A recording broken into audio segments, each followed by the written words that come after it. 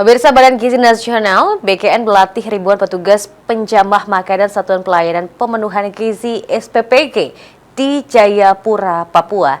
Kegiatan ini menjadi langkah awal untuk memperkuat pemahaman relawan, ahli gizi, akuntan, dan kepala SPPG terkait bisnis proses serta standar keamanan pangan.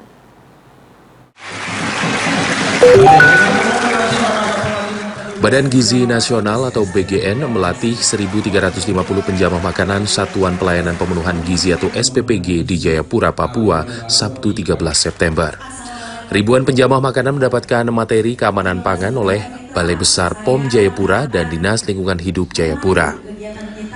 Direktorat Penyediaan dan Penyaluran Wilayah 3 Badan Gizi Nasional Eni Indarti menyebut pelatihan ini sangat penting karena penjamah makanan adalah garda terdepan penyajian menu bergizi mulai dari proses memasak, mengantarkan, hingga mencuci peralatan distribusi.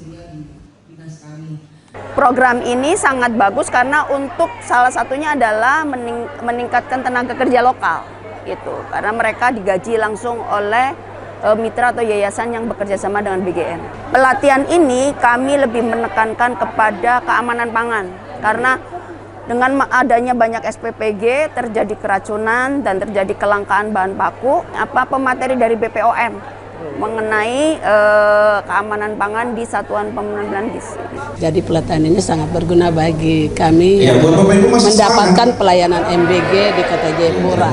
Harapannya adalah jika nanti ke depan ada masalah yang berhubungan dengan penyajian makanan, kami sangat membutuhkan lagi pendampingan untuk mengarahkan kami ke depan sebagai peserta pelaksana MBG di Kota Jayapura. Kedepan penjamah makanan akan memperoleh sertifikasi higienis dan sanitasi agar pelayanan gizi sesuai standar.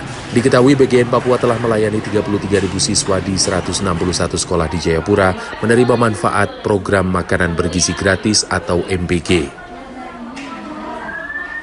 Program ini juga menyentuh 7 posyandu dengan melibatkan 479 ibu hamil, menyusui, serta bayi dan balita di Jayapura.